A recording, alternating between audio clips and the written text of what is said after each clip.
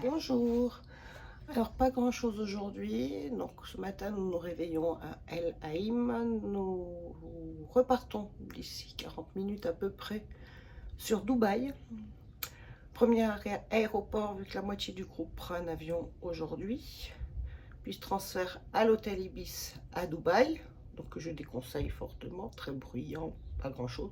L'hôtel Mercure, grande chambre, mais extrêmement bruyant. Bon dîner, mais petit déjeuner médiocre. Donc, déjeuner à midi à l'hôtel Ibis et on est libre jusqu'à je ne sais quelle heure, on n'a pas l'horaire encore. Ce soir, soirée au désert. Comme la moitié du groupe part, on est un peu pénalisé aujourd'hui. Une journée off, mais l'hôtel est tellement décentré, il est près de l'aéroport, qu'on ne peut rien faire vraiment. En plus, on n'a pas l'heure de départ pour ce soir, donc pour cet après-midi, on ne peut rien prévoir. Un peu dommage. Voilà. Donc je ne filmerai pas la route parce que finalement, c'est toujours un peu la même chose. Des arbres et une route, c'est tout. Je vous filmerai ce soir le désert. À tout à l'heure.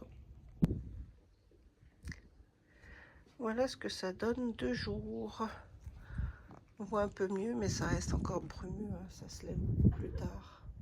Il y a une telle différence entre la nuit et le jour en température que c'est plus que brumeux.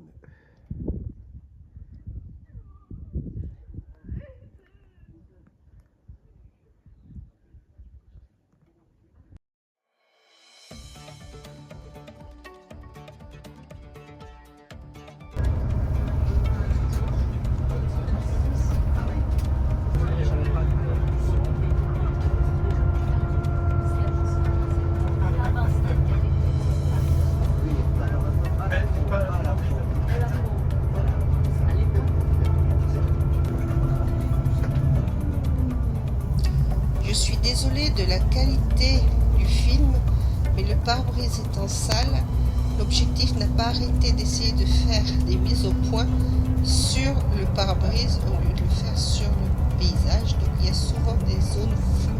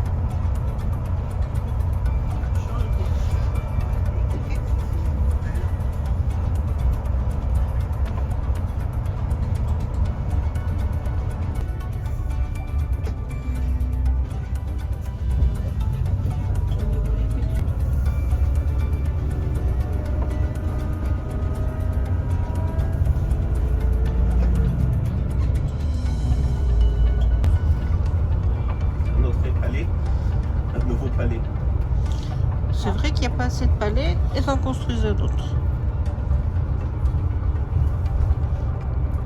Et c'est pour qui celui-là? Et pour les chèques.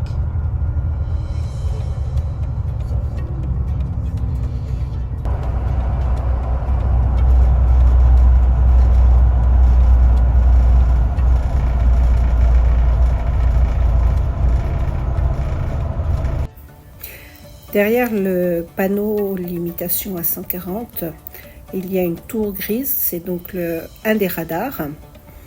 Il y en a énormément sur les autoroutes, à peu près tous les 5 km, mais on peut aussi voir un portique où il y a les caméras de surveillance.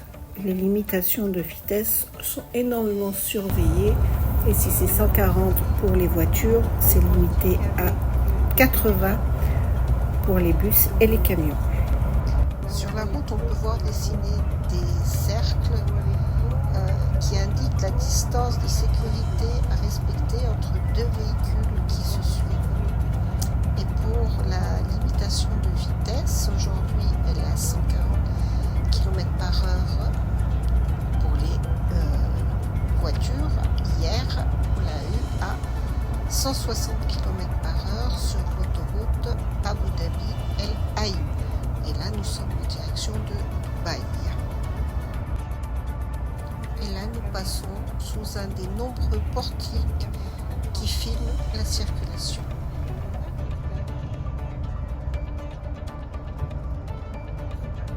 Une tour avec des miroirs en haut. On va voir les explications après.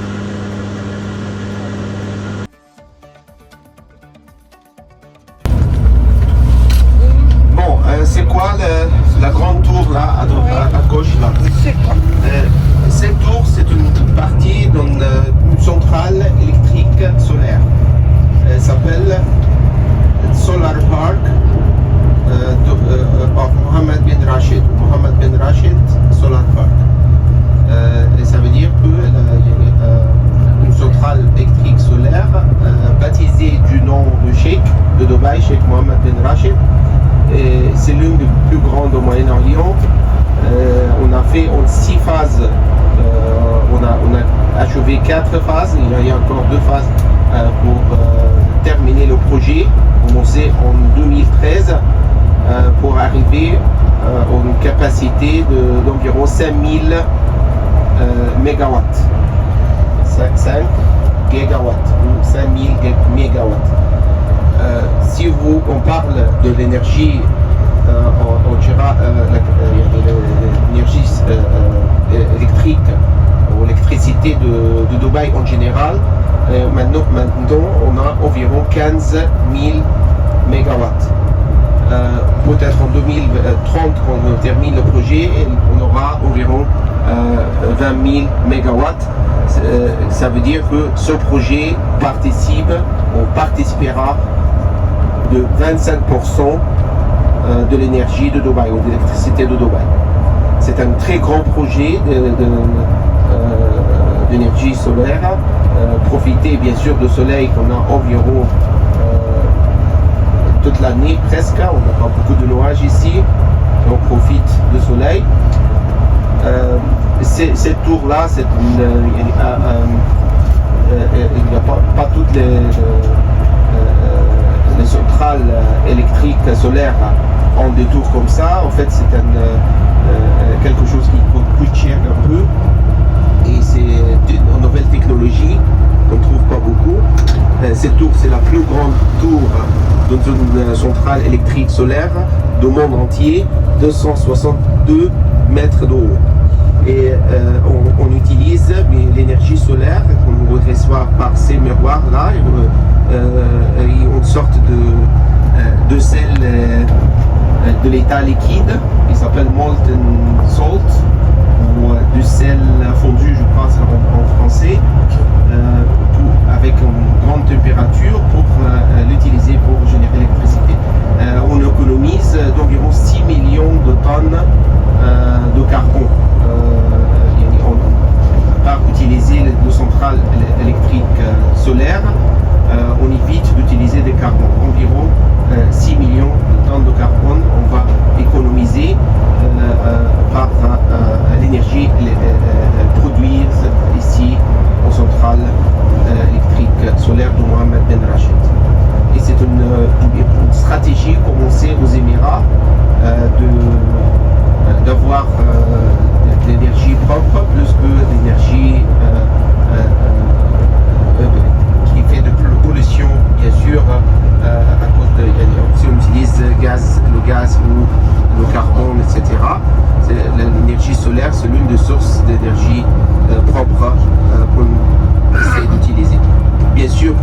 aussi, oui c'est vrai, il y a un grand réserve de pétrole et de gaz naturel aux Émirats, mais il y aura un jour, il n'y aura plus, peut-être après 60-70 ans.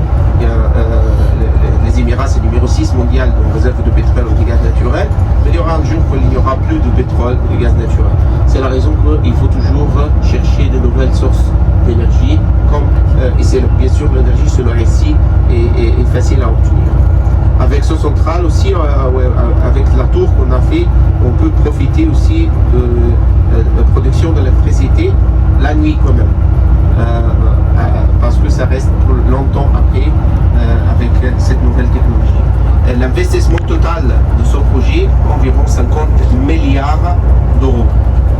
50 milliards d'euros pour les 6 phases de projet commencées en 2013 et terminées en 2030.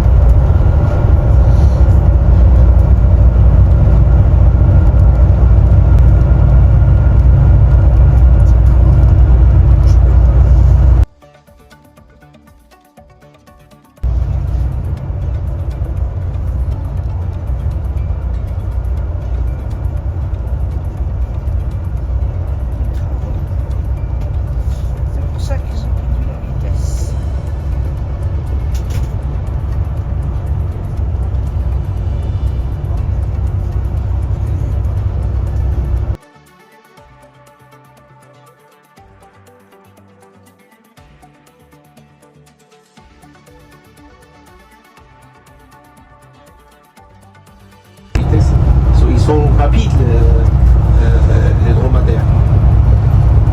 Donc là on a des centres, alors c'est pas centre équestre parce que c'est pour les dromadaires et c'est pour les dromadaires de course.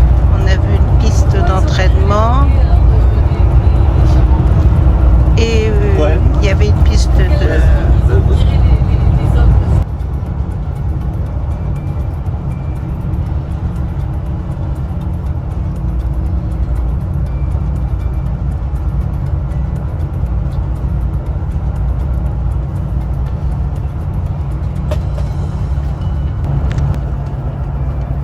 Le club sera à notre gauche. Vous voyez, il y a des statues vous allez voir des statues de dromadaires. Voilà. Magnum, Camel Racing Club. Il y a l'hôpital aussi pour les dromadaires. Et ça, c'est la piste qu'on voit à gauche.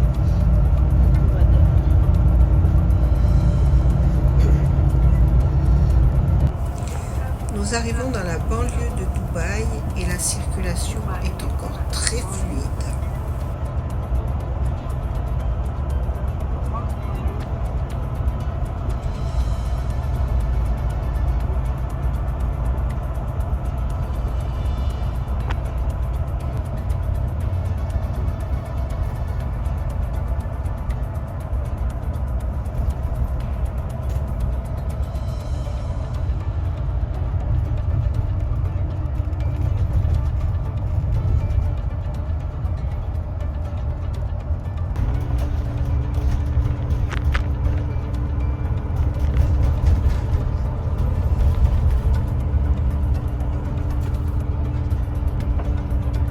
S'il vous plaît, pour ceux qui nous quittent maintenant. C'est ce que j'ai peur, c'est le fléchage.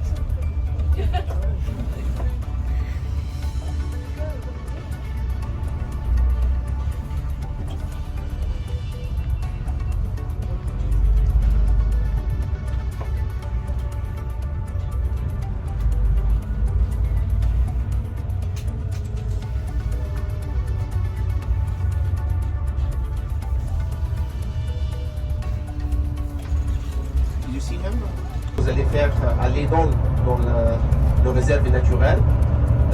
Pour arriver au désert, ça dure environ 1 heure.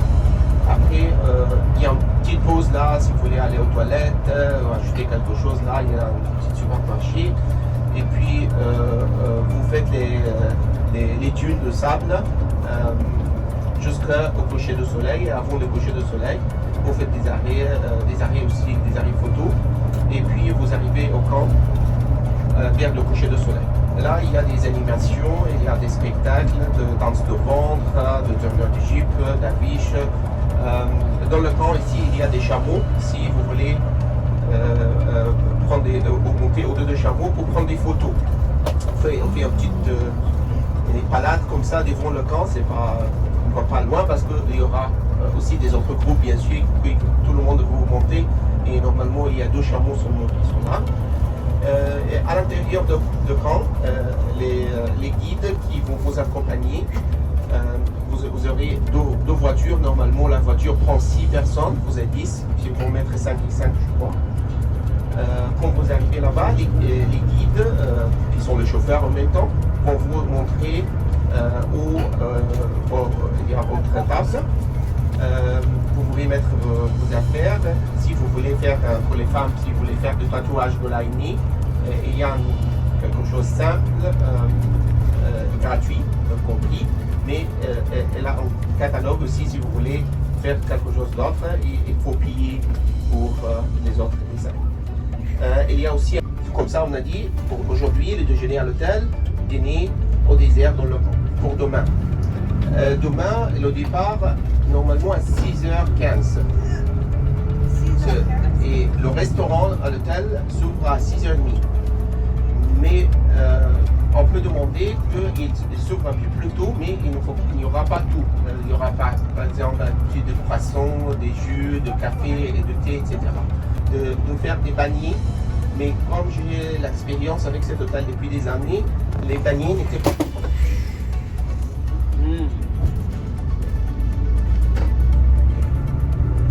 Les paniers non sont normalement ils sont pauvres quand même.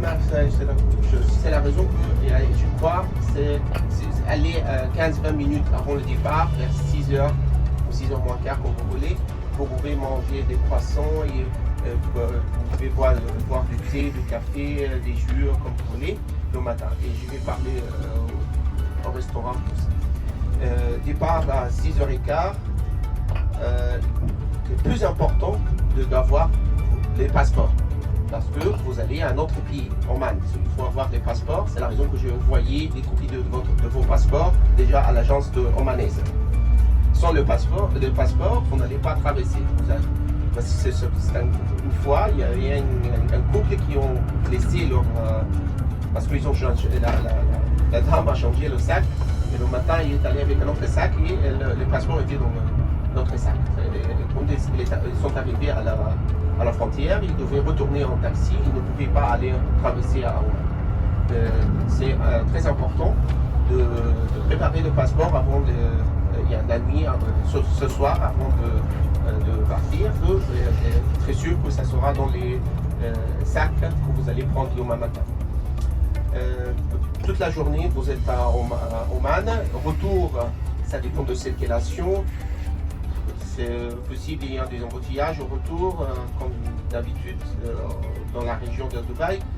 Mais normalement, vous arrivez à l'hôtel vers 19h. Et le dîner à l'hôtel.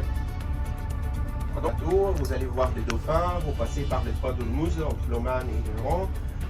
C'est très intéressant en fait. Tout le monde qui a fait cette croisière était très content. Vu depuis notre super chambre, on a eu beaucoup de mal à avoir. Tout le groupe a eu laissé chambre quand on est rentré à midi. Sauf nous demandait de patienter jusqu'à 2h, alors qu'on doit partir à 2h15 en excursion jusqu'à 21h ce soir. Et vu qu'on part dans le désert, il faut qu'on se change, qu'on prenne des habits chauds pour la nuit. Et demain, on part à 6h du mat, donc il faut qu'on prépare nos affaires pour demain. Bon, il nous a obtenu quand même qu'il nous change de chambre par rapport à celle qui était prévue. De toute façon, toutes les chambres sont identiques, il n'y a que la vue qui change. Hein. Bon, celle-ci, ça va. Elle a des pigeons. Des pigeons qu'on entend voler carrément, mais il y a des pigeons. J'entends les ailes des pigeons.